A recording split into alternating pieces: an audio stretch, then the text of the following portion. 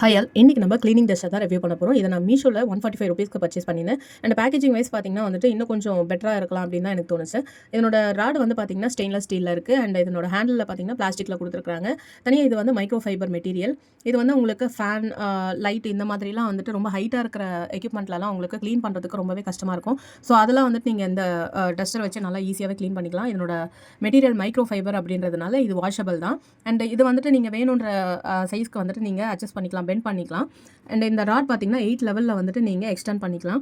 என்ன ஹைட்டுக்கு வேணுமோ அந்த லெவலுக்கு நீங்கள் எக்ஸ்டெண்ட் பண்ணிக்கலாம். கொஞ்சம் சேஃபாக தான் இது பண்ணும். ரொம்ப வேகமாக வந்துட்டு இழுத்துட்டிங்க அப்படின்னா அது வந்து கண்டிப்பாக உடையறதுக்கு சான்சஸ் இருக்குது. ரொம்ப வந்து ஸ்ட்ராங்காலாம் கிடையாது, கொஞ்சம் லைட் வெயிட்டாக தான் இருக்குது அந்த ராடு. ஸோ இது வந்து குவாலிட்டி வைஸ் பார்த்தீங்கன்னா ரொம்ப நல்லாயிருக்கு. அண்ட் இதனோட ஹைட் வந்து உங்களுக்கு காமிச்சிருக்கேன் பாருங்கள்.